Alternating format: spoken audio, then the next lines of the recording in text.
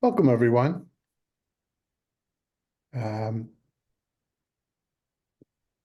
Again, the war is still going on. The hostages are still in captivity. Many of them we know now are no longer living.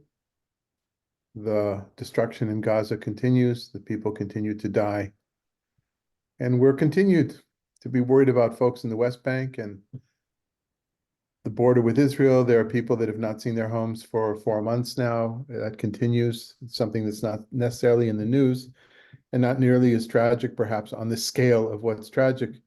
The people who live in Metula, for instance, have not been in their homes for 4 months and not allowed to go back, um, to check, let alone the places that have been destroyed. So it's very much in the background of our study today. I kind of made an executive decision. I should have asked Stephen beforehand, and I apologize, Stephen, but wanted to take a little bit of a slant to to to bring a window, open a window to Zionism and Israeli society, and somewhat how things have changed based on much of what is in our chapter today. It just happened to stand out to me as I was preparing yesterday. 3 songs, 2 from classical Israeli, secular Ashkenazic, that is Central Eastern European Israelis, music from so probably from the 50s, certainly from the 60s, because I remember the songs growing up, including folk dancing. Talk a little bit about folk dancing and secular spirituality of Zionism, and then to talk about as well the Orthodox religious Zionism that has led, at least in some degree, to the situation we're into now, 50 years after the occupation, and holding on dearly, and even prominence in the government. So I've said a lot of things, but this will bring together some things that I've said sporadically here and there over the last few months. We're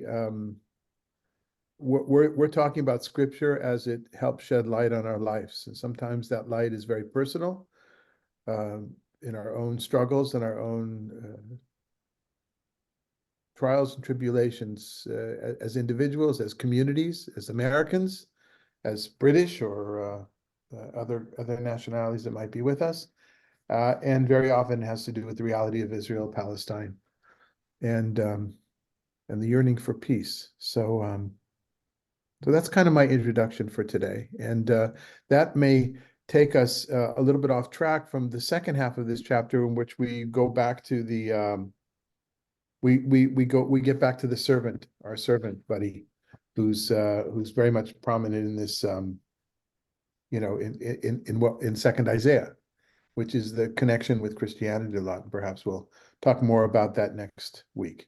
The links that are on your sheet, I see mine came out in pink, in a light pink, that are not legible. The best way to use them, if you want to go back to them, see them yourself, we're going to show them today. Madalena is here, and I want to thank Madalena in general for helping with everything that has to do with the logistics of this class, and everything we do in an Army Bar does it so sweetly, so eloquently, and professionally. And so she's going to help out today by throwing those videos up on screen. If you want to go back to them, the best thing is to go back to this page online, and then you can click on it. So and we want to wish Madalena refuah shlema, a speedy recovery. She had some dental work done yesterday, so we hope you feel better. Some serious dental work. We hope you feel better quickly. Okay. All right then. Shall we begin? Were there any comments about last week, the week before, something that people remembered once they put the phone down, once they hung up? Do you remember what phones are? Hanging up? Anybody remember that, hanging up?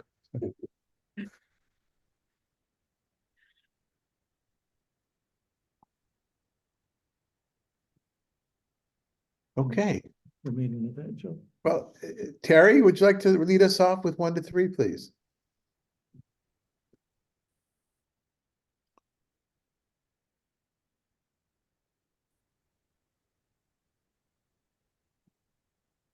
Okay, we need you to unmute first.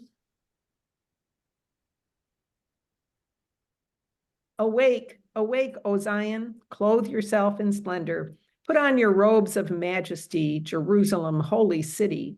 For the uncircumcised and the impure shall never enter you again. Arise, shake off the dust. Sit on your throne, Jerusalem. Loose the bonds from your neck, O captive one, fair Zion. For thus said God, you were sold for no price. You shall be redeemed without money. Tell us how you feel about it. Oh, I like the imagery here. I like that, robes of majesty and being in splendor. And, anytime you have a winner, it's, it feels good. There's so often times, the being captive and, sold for no price. That's like you're worth nothing. And suddenly you're going to rise and be splendid again. It's a great, great image. Hmm. Someone else? Well, then there is the for the uncircumcised and the impure shall never enter you again. I recognize that as referring to the Babylonians and the Assyrians who have violated their sacred space. But this gets applied in different ways, and it's a little ironic because Second Isaiah especially has that universal bent. It feels like that more of a open to the nations approach. And then what does it mean to awake, awaken? That language is beautiful, and to clothe yourself. But what is it to be awake, and to what purpose in this particular context?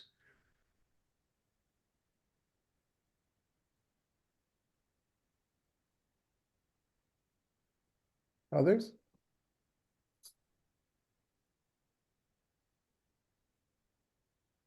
It's certainly positive, right? I was looking for a picture just now online to share with you. I did something very manipulative. I inherited it from my predecessor at the educational program that I ran in the 90s for kids from the LA area, 150 kids. I think I've spoken about it before. Came to Israel for an 8-week program of Hebrew study and seeing the land. And we didn't take them to Jerusalem right away. Other teen programs, one of the things they're kind of famous for is from the airport, no matter what time they go to Jerusalem, to the Wailing Wall. And my idea was a lot of the kids that came on this program did not have very rich Jewish educational backgrounds. I wanted them to know something about Jerusalem before we actually took them to Jerusalem. And we were positioned in Petah Tikva, this little, boring kind of town outside of, or city, not far from Tel Aviv. And what we did instead, we woke them up at 3 in the morning and drove to Jerusalem to the Haas Promenade, which is to the south of the old city. So it's interesting. I Googled just now sunrise over Jerusalem, and all I got were pictures of sunset over Jerusalem. There's a lot more sunset pictures, and I know because I know the directions. Other people would put it up and say, "Oh, that's wonderful." But you see, you're looking from the south on to down, actually down at the Temple Mount, because if you don't know, the Temple Mount is not the highest mount. It's not like, Mount Olympus. It's the lowest top and surrounded by mountains. And as the sun was coming up, we would do our morning prayer outside, and it was spectacular. And then we would take them to the wall. And yeah, that's something that's kind of spiritually manipulative or pedagogically manipulative, but it worked. Boy, did it work. And to me, that's what I think of. Awake, awake, O Zion. It's like sun's coming up over, the smoke is dispersed, the fires are out. It's time to come back and come alive. So for me, as a Jerusalemite, for, I don't know, so much of my life, 20 years probably of our 36 years, haven't stopped to count them. Yeah, probably 20 years of my life raising daughters in Jerusalem. This is pretty meaningful. And it's not just meaningful because of the place. It's not like sunrise over Austin, over Fredericksburg, or awake, awake, Waco, awako, awake, awako, whatever it might be. Jerusalem is a symbol. Zion, Jerusalem, it's a symbol of the people of Israel, later the Jews. and their viability in this world. And while Jerusalem was destroyed in biblical times, that is, as Second Isaiah is speaking about, then there was a darkness. And we've seen a lot of those descriptions: the stepping on the back, the standing on the eating of the dust, whatever it was. We've seen a lot of the hope of bringing back, plowing a way forward in the water, and the desert becoming paradise. All those kinds of things were symbolic of the people without Jerusalem were really half dead, partly dead. So I think perhaps that the awake there is come alive, go back to your destiny. But then Jerusalem was destroyed again in 70, not exactly destroyed in the same way, but the temple was destroyed, and the people were not dispersed in 70 CE. That's a common piece of misinformation. A lot of it has to do with the project of Zionist education from the late. And when I say Zionist, I don't mean it in as a bad word, as a derogatory statement. Please understand. Others might speak in that way, but as part of the Zionist project, pedagogical project from the late 19th century onward, we were given the feeling that the diaspora started again, but started in earnest in the first century.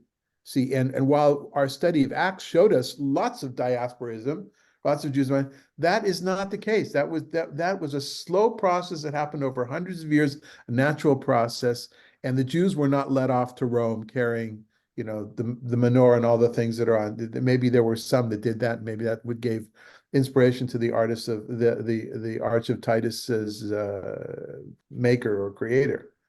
But Jerusalem has stayed and was for 1900 years this symbol of we're not a truly viable people, us Jews, us Hebrews, us children of Israel, without Jerusalem being intact. And what's interesting here is that this is a call towards, when this is being written, the temple is not rebuilt yet. I don't think it's that late. I mean, there's a lot of discussion and debate among scholars exactly where do these texts fit in vis-a-vis, say, the book of Ezra, where we have the telling of kind of the rebuilding. But this is a vision of what might be, what could be, right? Loose the bonds from your neck. And the last two verses are a little bit problematic. I didn't really see a good solution of it. I'm wondering if the text is not messed up. It does bring in tigalu, redemption. Redemption is something you do for redemption of a field is, according to Leviticus, is when you fall in hard times, you become impoverished. Then instead of selling your field to somebody from outside of the tribe, outside of the family, at first your close relatives are actually commanded to buy it from you, right? And that's called redemption. And the same language is used with Ruth, the Moabite woman who is redeemed as a widow. So there's something about love and family involved here. You're redeemed because this is not a transactional, this is a relational kind of a thing. Right? All that is in the background. And then, of course, I can remember one of the earliest Israeli folk songs was, why don't we go to number one, if you could? And I may get the order messed up, so I may ask you to stop and go to the second one. But Madalena, if you could play the first one for us. Please.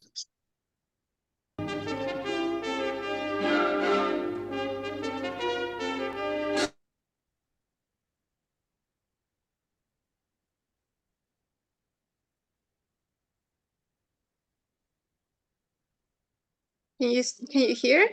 No, it's frozen. There we go.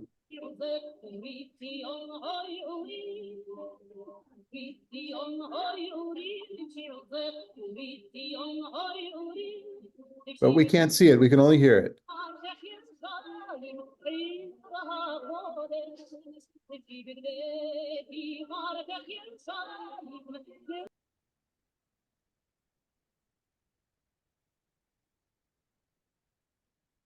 This is a clip from Shoshana Damari. There we go. Go ahead.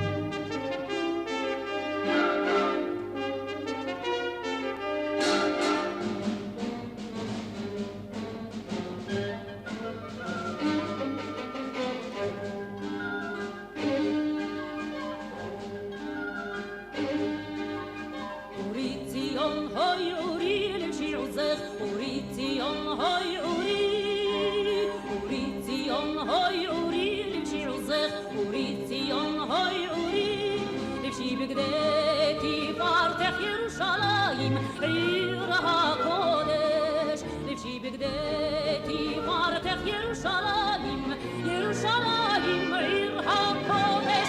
אורי ציון הוי אורי לבשי עוזך, אורי ציון הוי אורי, אורי ציון הוי אורי לבשי עוזך, אורי ציון הוי אורי.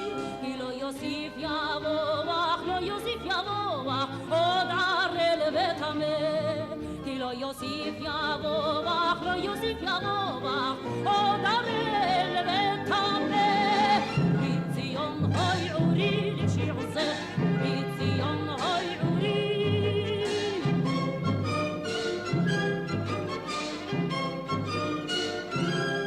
התנערי, התנערי בעפר, התנערי ירושלים, התנערי, התנערי בעפר, התנערי ירושלים.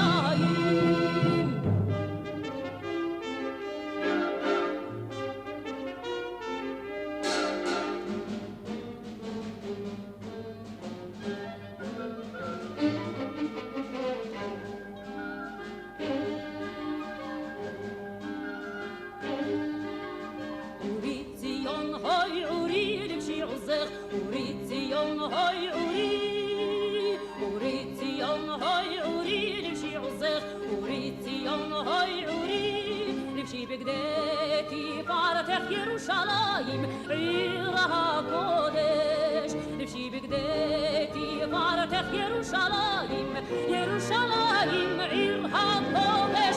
אורי ציון הוי אורי לבשי עוזך, אורי ציון הוי אורי, אורי ציון הוי אורי לבשי עוזך, אורי ציון הוי אורי. אורי ציון, אורי ציון, אורי אורי ציון.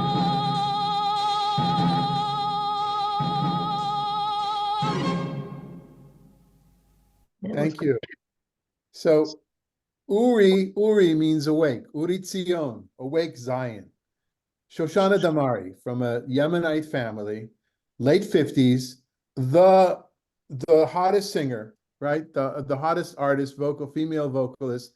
Yemenites were usually considered to be more traditional. Nothing traditional about her neckline in that picture. Moshe Valensky, music from a Yemenite woman from the Mizrahi, the Eastern influence of Israeli society, with her gutturals, the way she pronounces the Hebrew, for those that follow the Hebrew, a lot of gutturals. And Moshe Valensky, an Ashkenazic composer who did a lot of this music. I don't know if he was from, my guess it would be from Poland. But anyway, Central Eastern European Jew, Israeli. And this is like one of the huge songs. This is Israeli folk songs. And I wanted to play the whole thing because it wasn't that, it was basically this verse. It went on a little bit more to the end of the first line. And it was pretty repetitive. And something we don't often think of, I've been thinking for many years since living in Tel Aviv especially, is that this is worship. This is spiritual practice. I know that many people use music as spiritual practice, and I know that folks from the church world know of hymns and music from Taizé, but like the music of Taizé, which is very repetitive, and like some hymns as well, other hymns I see, I can't follow. I get a little famished with sometimes in some of the churches that sing all 6 verses that are, and it's pronunciation of English that I'm not familiar with, but this is the same words kind of over and over again. And what is the music? Those that were listening to the music, where did it bring you, that music? Because I'm guessing most people didn't hear the Hebrew, didn't understand the Hebrew. Where did the music bring you? What are the associations you have with that kind of music? Don. I felt like an audience to a show tune, and the words and the repetition was meant to teach something. I got the sense. Sorry. I'm sorry. I said I got the sense of like a Western movie. I can see John Wayne and McClintock riding into town. No, I was thinking of a big production number somewhere between Don and Steven, but I'm thinking like either on a Broadway show or in a movie where there's like a thousand dancers, and maybe a Bollywood movie even where there's just dancing all over the place, and bells on, or the women have bracelets with bells on them. I wanted to say though too that it took a lot of courage to say what I said. It's great. I'm glad you did. I'm glad you feel comfortable with us, Don. That's wonderful. That's what we're here for. I thought of dancing also. It sounded like something that you'd want to dance to, get up and move. Very joyful. Joyful. We'll return to the joyful dancing in just a moment. To me, the music sounds a little bit like, a Hollywood a production about Cleopatra or Ten Commandments, that kind of music. I wouldn't be surprised if there was some connection between the music of Ten Commandments and this, by the way. The usages of oboes and flutes, high tones, the timpanis, absolutely joyous. And so here's the thing, this is a popular song on the radio, like a super popular song on the radio, the only station in Israel, the only two stations in Israel for decades, not on the Christian rock music station, right? Not on the gospel music, serious gospel, whatever there might be.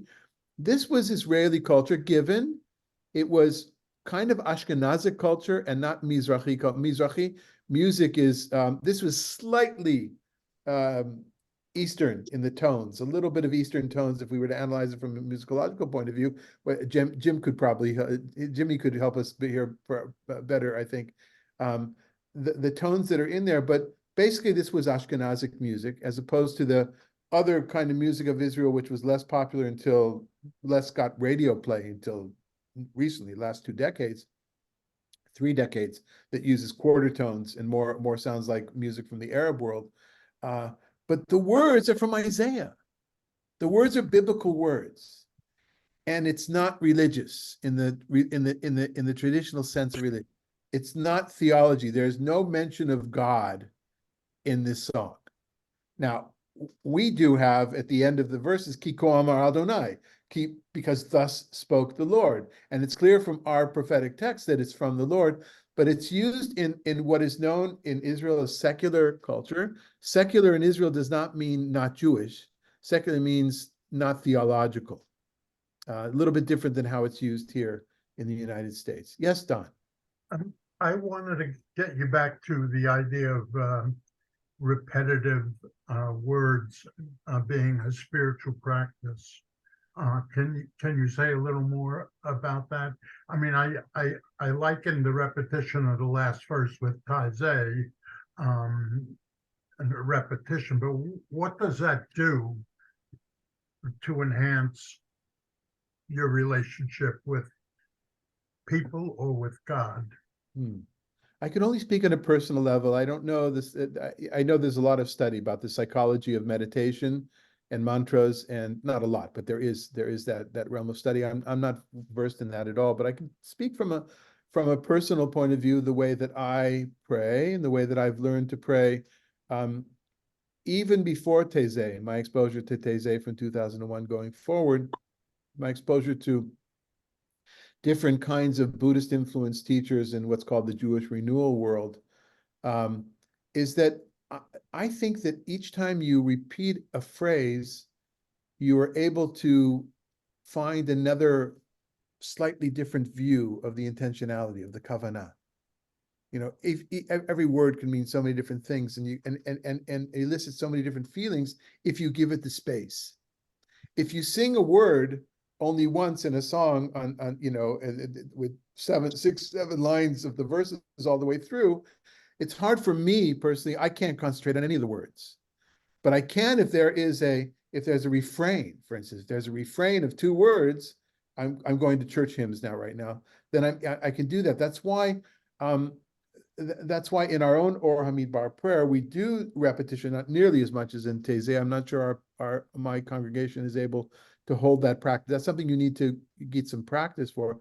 But I also, I think the melody itself, sometimes by repeating the same words, it's less about the words, and it's more, for me, it's more about the melody. That's why in our own prayer in Ora Midbar, we almost always, whatever words we sing, there's another line added on with just lai lai lai. I was at when I first got to Palm Springs, I was at a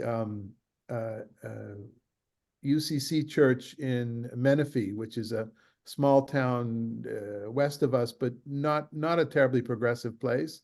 But they had done something. They had taken in some Christian families that had fled from Syria, I think, and they were being persecuted for that. I went there to support them, and afterwards, the pastor asked me to say a few words at the Kiddush, at the fellowship, and I shared with them Laudate Omnis Gentes in Hebrew, in Latin from Taizé, in English, and I went through each line in the languages, and we do that often in our prayer as well. We sing Laudate Omnis Gentes in Latin and in Hebrew and in English, and then we always add lai lai lai lai lai lai lai lai lai lai lai lai lai. And one woman said, "Okay, I remember Latin from when I was a little girl.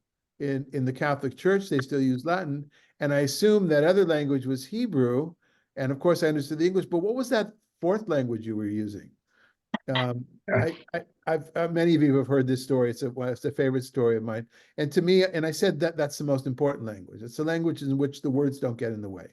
So I think, Don, in answer to your question, for me, the repetition of words sometimes allows us to go beyond the words themselves and not to be preoccupied with in Jewish prayer, there's a lot of words.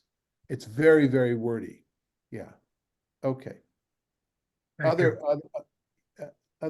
So let's go on to the point that Terry made about the joyful dancing. Could you play the second link for us, please? This one, yeah. This one, the visual will be more rewarding, I promise. Same song.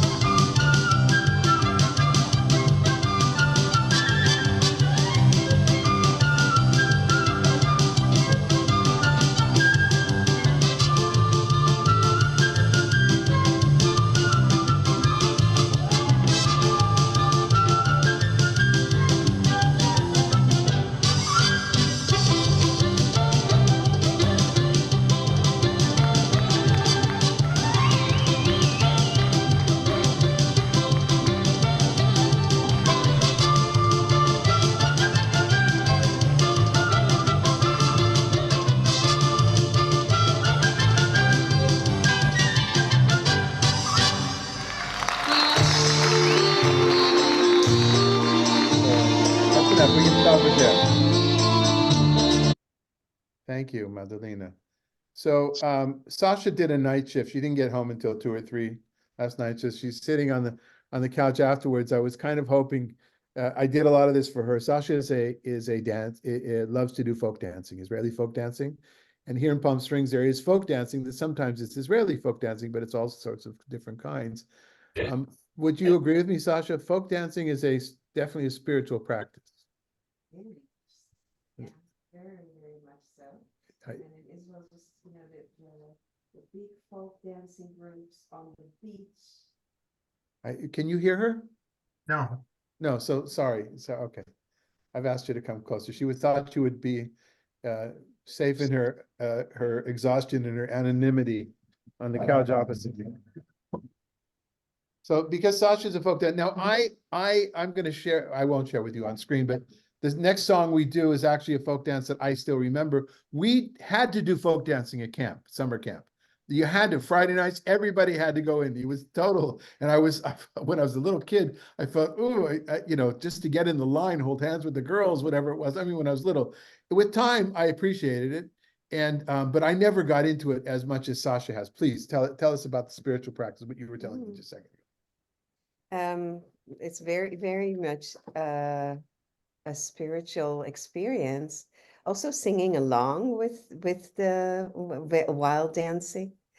For me here in Palm Springs, it is my connection to Israel. It will when I do go dancing, just being able to hear the songs and then dance along. It really affects your soul. In Israel, it's just beautiful because it is so common. There's big groups of people will be dancing on the beach in Tel Aviv, in clubhouses everywhere. It's a very, very common practice, and I definitely feel it's a spiritual experience. My comment, And it sure does answer my opening question. What does it mean, awake, awake, O Zion? Now I know what it looks like. yeah. At least that the person who choreographed that particular dance, lots of these songs, I'm going to show you another one now just because it's too, I hope people are all right with this, change the mode of study today, but I think important. What Sasha's saying now is in her world, in her eyes, my critical view of what she said is that it used to be far more prevalent. I think it's less prevalent now. I don't know how many young people do it. By the way, their youth movements used to do it. I don't know that they're still doing it as much, but it is definitely a spiritual practice, and a spiritual practice that was adopted by a really interesting group, which I'm guessing most of you have never heard of, the Beatitudes. The Beatitudes are they're not an order. They're a Roman Catholic affiliate order. They've never been able to achieve the status of being an actual sanctioned order of brothers and sisters. And they're mostly in Europe. There's one house. They have houses in which brothers and sisters who have taken vows of celibacy and property live together with families with children because they believe you should hear the voice of children. And there's a house in Denver, the only one in North America, as far as I know. There are a number in Belgium and France and Germany. And there was one that I was particularly close with halfway in between Jerusalem and Tel Aviv at Emmaus. I've spoken to him before, Father Franz, who's an ordained Roman Catholic priest, but was the prior there. Now he's in Germany. They have a practice that they do some Jewish prayers like Kabbalat Shabbat. They sing Friday evening prayers in Hebrew. And then they do Havdalah, the service at Saturday night with a candle, a cup of wine, and some spices, which some of you know about. Others, perhaps, maybe we'll meet on a Saturday night and we'll do it together so we can expose our friends, our Christian friends to it. They do that, and afterwards they do folk dancing. And I think it's a video someplace of them folk dancing on the rooftop of the president of my congregation, the one who has who was at the time, who lived in the penthouse in an apartment in Tel Aviv, and they did folk dancing up there. Anyway, and you should see the neighbors looking out, across out their windows to see this group of men and women with their habits, their long, brown and white habits, folk dancing. Israeli folk dancing. What I mean to say is that a spiritual practice that was employed, still is, by many who are not theological. It's not a spiritual practice that includes God. And the usage, the words that then became the melody for those words, which became sanctified, quote, sanctified, that purpose, are on stage in this way, or on the beach in Tel Aviv, or here in Palm Springs. Let's go around. I think Rita Claire wants to say something, and then Don and others, and we'll see another clip. What I was going to say about folk dancing, it's my experience, is that you all do the same steps. You're in unity when you're doing a folk dance, unlike what we do today, where it's more freelance. So there's a certain comradeship, unity is the best word I could describe it. Good point, Don. Yeah, a couple of things. Number one, and comparing it with the first song, which I felt was singular and involved my sense of sight and my sense of hearing, the dance conveyed a sense of energy, but it had religious significant gestures. There was bowing, there was hands raised up to heaven, there was gathering. So it added another energetic dimension to that piece rather than the first piece. Right. It was the same song, by the way. Same song, yeah. Yeah, it was the same song. That's why I brought it. But it reached deeper into me that second part. So let's read the second section and then I'll go to another to another song to share with you, another two. Steve Skopats, you want to go ahead and read 4 to 9, 6 for us?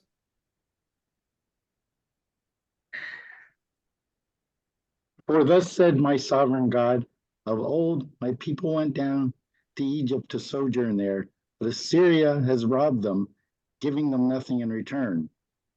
What therefore do I gain here, declares God? For my people have been carried off for nothing. Their mockers howl, declares God. And constantly, unceasingly, my name is reviled.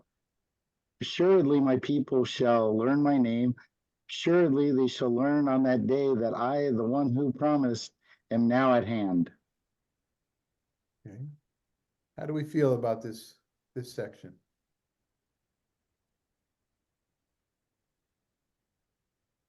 Is it a letdown, Terry, from the previous? Yeah. Definitely.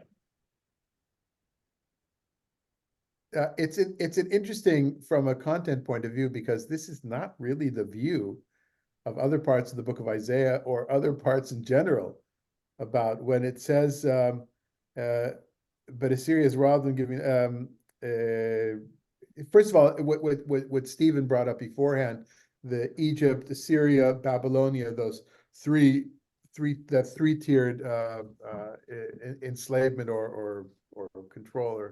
But here it's my people have been carried off for nothing, and you said, really, nothing? How about all the sins that have been listed in all different parts of the prophets as to why they were carried off? And so that's a bit of a conundrum here. What is this section doing here exactly? And not sure it comes from the same hand. Sometimes, Stephen, I think we've talked about this before. You get the feeling that there were various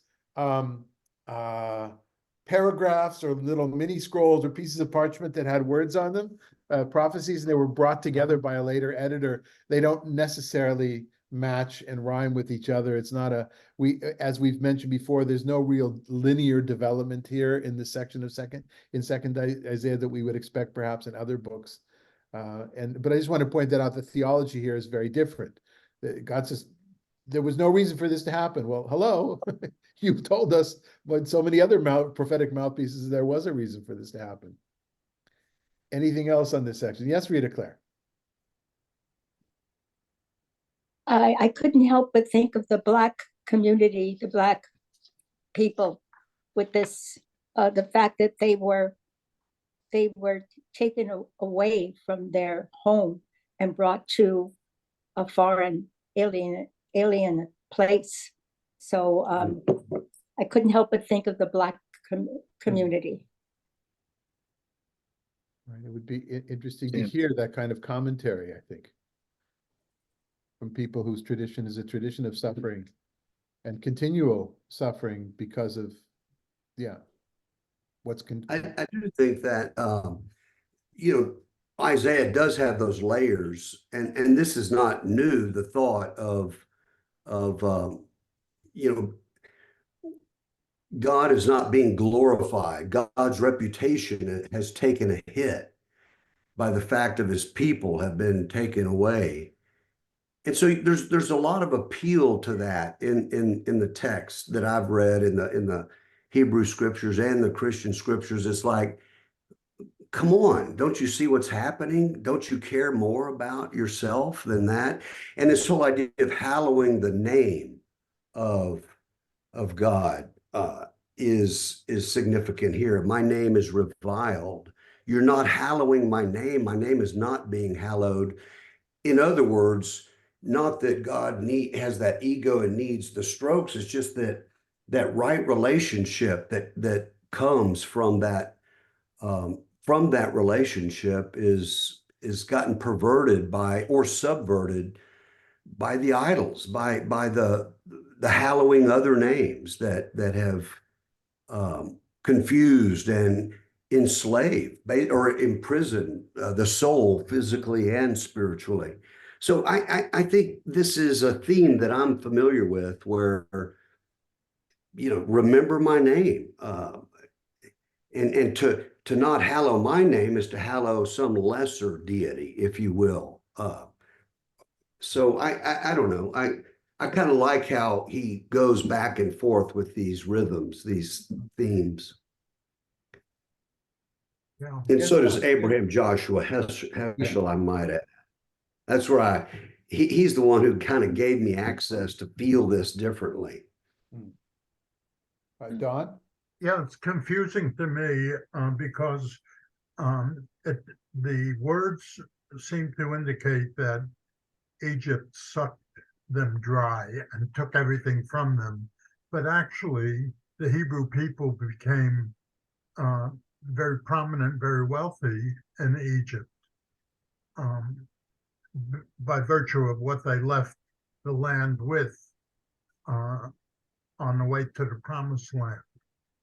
Or am I off base with that? Well, it's Assyria that has robbed them, but that is telling, isn't it, David? Maybe that's to your point of another editor, because it's Babylon, the Babylonians who they maybe Assyria is a placeholder for empire, but I don't know. That's right. what makes this hard, is that there are many layers in this writing that, I mean, it just merges them, and the result is confusion at times. Yeah, Stephen Byrne, you want to take us on to the next section?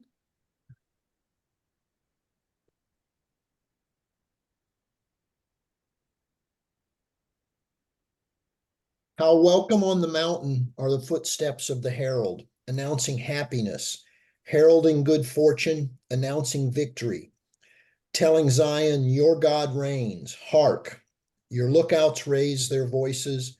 As one, they shout for joy. For every eye shall behold God's return to Zion. Raise a shout together, O ruins of Jerusalem, for God will comfort this people, will redeem Jerusalem. God will bear a holy arm in the sight of all the nations, and the very ends of the earth shall see the victory of our God. Now, I've read there's importance to this section because it kind of foreshadows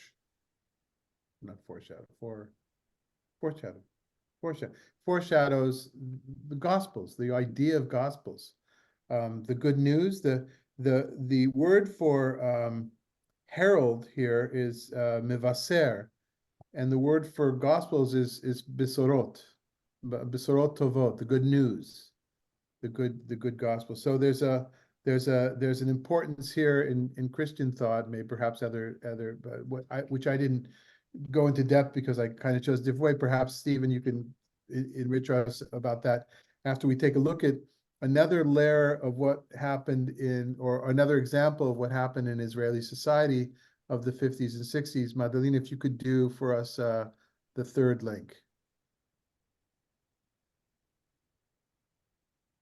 Sorry, we seem to have a technical problem getting it to full screen.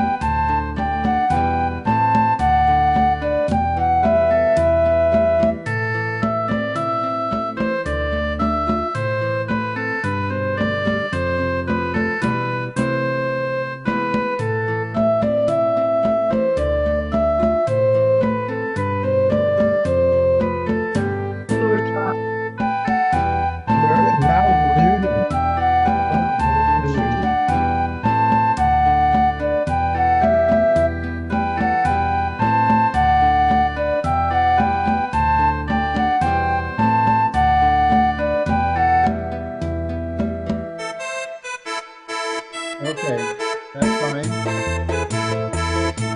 So we could have gone on, but if we go on to the next one, I thought for sure I had one with words, but that is the tune to Manavu El Ha'arim Rakalei Mivaseh. Oh, I forgot well, let's take a look at it. So this is from the same period of time. Maybe the words are here. Go ahead, play this. These are the first הריקוד words. הבא שלנו, מה נאהבו, של רבקה שטורמן. אנחנו מתחילים עם הפנים למרכז המעגל, רגל ימין, הנחת, בואו שהציץ לא יסתיר, הנחת עקב אצבעות ימין לפנים, אצבעות ימין הצידה, צעדה תימנית לאחור בימין, העברת משקל לשמאל ולימין, לשמאל חזרה, ימין על ידה, go ahead, keep playing. סוגרת ושהייה. אותו דבר חוזר ברגל שמאל, אחת, טרתם, טיררתים, טירטרטה, טררטרה, סגירה בימין עכשיו. זה היה החלק הראשון, פעם בימין, פעם בשמאל. יחד, החל טיררטה, תימני לאחור ועלה, טירטרטרה, טירטרה, סגירה ובשמאל. טיררטה, טירררם, טירטרטרה, טירה. חלק שני. צעדה תימנית בימין ופנייה והולכים בשמאל, 2, 3 וחוזר 4 פעמים. 4 פעמים, טירטרה, טירטרטה, וכן הלאה, 4 פעמים, בואו ביחד, החל רטרה, טירטרה, טירטרה, טירטרה. This is prayer class. In the thesis that I'm bringing forward here, and the words that are here that are in the background of this, and by the way, this is the only dance I think I remember how to do, and I remember it differently than the way that he's teaching it here. By the way, my teacher added a lot more flourishes, like going up your tippy toes and getting on your heels and stuff. And I can still do that. And when I pass by a group of folk dancers and do it, I'll get in the circle and I'll do that. And it's funny, the girls saw me do that once at a wedding and they thought it was hysterical. These are the words. How welcome on the mountain are the footsteps of the herald announcing happiness and good fortune, announcing victory. You know what's not in the words? Any mention of God. It's all about the people of Israel have returned in the 20th century to the land of Israel, to establish the state of Israel, to embody what the viability of the Jewish people, to create culture. Creating culture means music. It means music, putting words of the ancient prophets to music, and it means putting it into dance. That first clip showed you all sorts of older pictures, black and white. Those are like right out of 1948.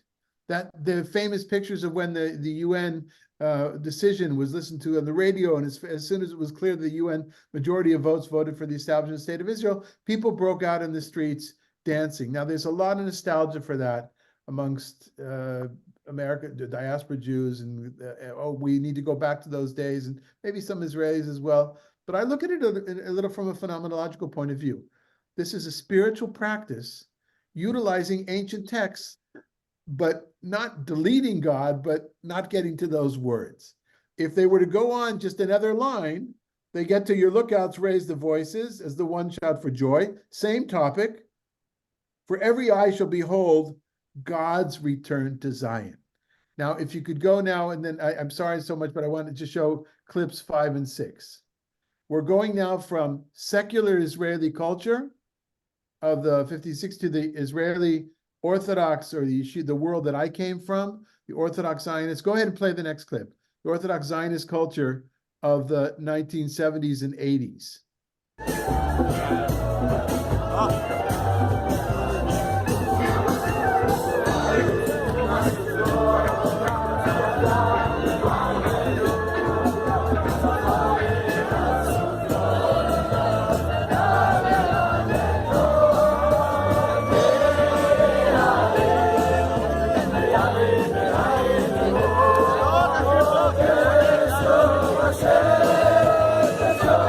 We're getting there.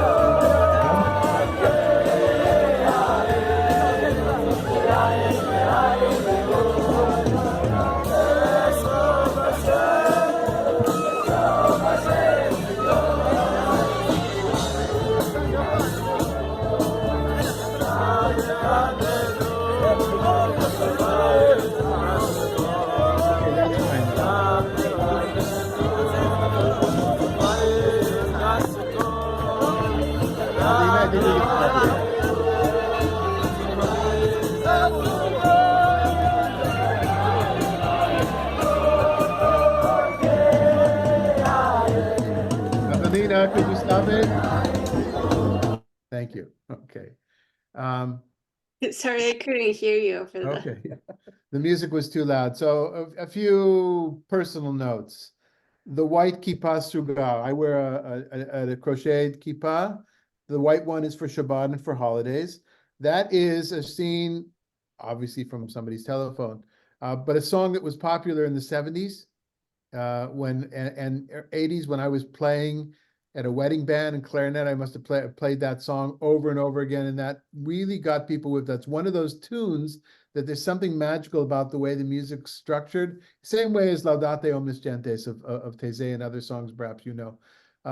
This is in front of the yeshiva of Yeshivat Merkaz Harav Kook, which is the bastion of Orthodox Zionism, which some people used to call modern Orthodoxy. You can't call it that anymore because this is all in a different form now of ultra-Orthodoxy. It has been since the 80s, 90s, very much focused on the land of Israel, the greater land of Israel, the sanctity of the land, the sanctity of the mission of Israel, and very much the motor behind the settler movement and those voices in the government today who would prefer to make sure Hamas was totally eradicated and kill as many Gazans as possible, and then to save sometimes their own family members who have been taken hostages, and then to resettle Gaza. These are the voices that you hear of resettling the Gaza Strip, going back to the pre-pullback from 18 years ago. But you see the joy. You see the joy in the dancing. What did you not see in that picture? Women. Women, yeah. It's only men dancing. There could have been a circle. That's a yeshiva, a men's yeshiva seminary. But at a wedding, the women would be in a different circle. Sometimes on the other side of a partition, sometimes just a different circle. That's how we got married. We didn't get married. There was no mixed dancing at our wedding. And I can almost guarantee this was one of the songs that was played at our wedding as well, knowing the bands and the music of the time. This is also spiritual practice. The words are part, but here the words are intermeshed with the dancing in a tighter way, I think. I feel a tighter way. And of course, God is mentioned here, right? Beshuv Adonai Tzion, as God comes back to Zion. And two Zionisms, but very different kinds of Zionism. And one thrives and the other one wavers. The cultural building of spiritual Zionism that gave us the music and the songs, the dances, is not nearly as strong and everlasting as this drive in the Orthodox movement. Let's see the last clip that I asked you to play for us, Madalena. I have 5. Oh, there are only 5. Okay, so that's it. Thank you. So, all right, reactions to this very different kind of study today. Yeah, music has a pull very much stronger very often than words or argument or theory. And I know just personally, that's what drew me back to practice after a 20-year absence.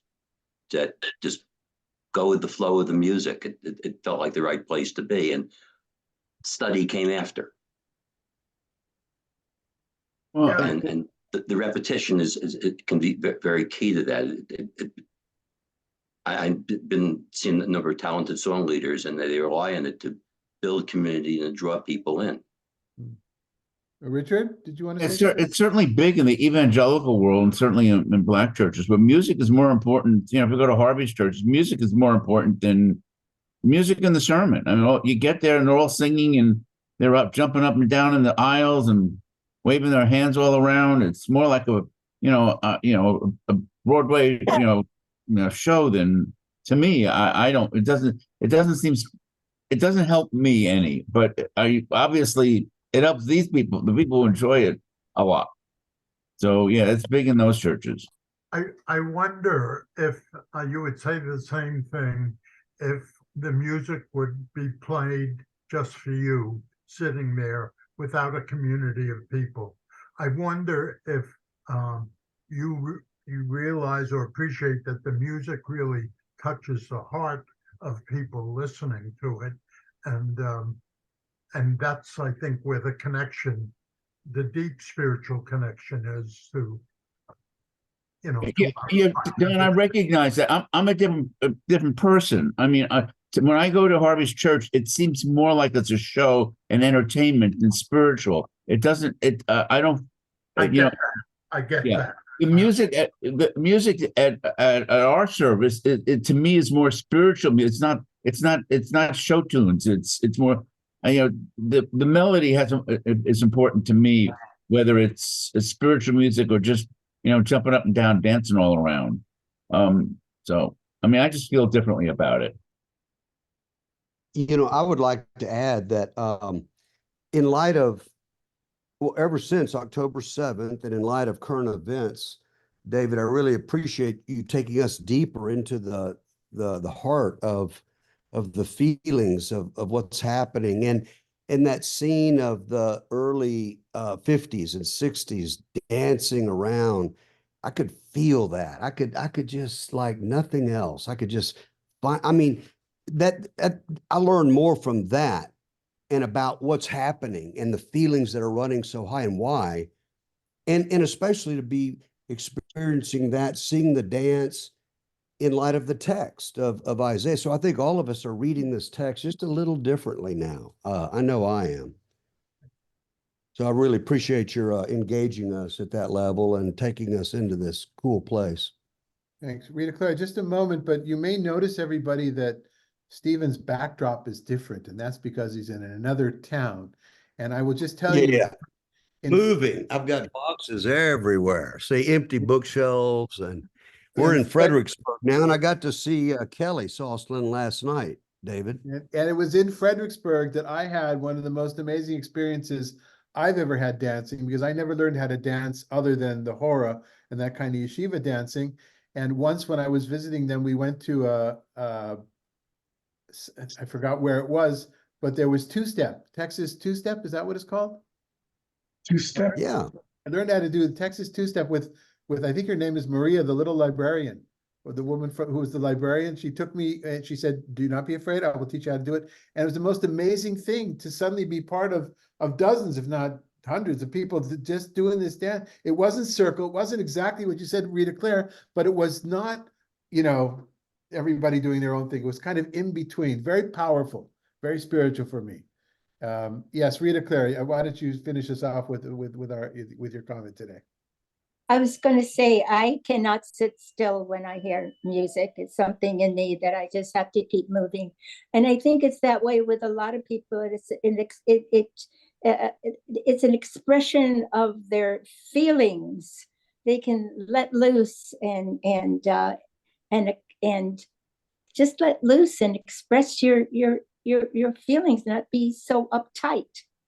So everybody reacts differently to music. I understand that, and different words, but you can't deny the effects that it makes you want to move. And Rita Claire, I would want to add to that Jimmy Calhoun's latest book on the dance. It makes the same point that you just said. It connects people. It's a solution to a lot of problems. And yes, yeah. You don't have to take a stand for anything. You can just be loose and free. Right. So since I feel that we could give this some more, certainly have to give the text a little bit more. I'd like to go back to this next week. So hold on to these pages you printed out if you have, and we'll look at these two examples of Israeli philosophy / theology that will help us understand this better. Thanks, Steve, for recognizing that this is a conscious act. What I'm trying to do is the group has taken a very different turn, I think, especially because of the war. We'll finish the chapter, and then Sasha has also pointed out that we'll see something else in which there's a wonderful example of Jews and non-Jews coming together in Israel, less in dance but more in song. Okay. So thanks for being here. I want to know, will we have a clip of Sasha's dance group? Well, Richard, we actually want to see you in your wheelchair do that. Oh, yeah. Whirling around. I just want to say, I always sit on the couch listening, And I'm really happy to see, because I heard all your voices, but I think this is the first time that actually seeing some of the people here that I haven't met before. So this is Sasha. Happy to see you too. Nice, very Okay. nice to meet you. All right, thanks, Madalena. Thank you, everybody. Bye-bye. Thank you. Thank you. Bye. Thank you.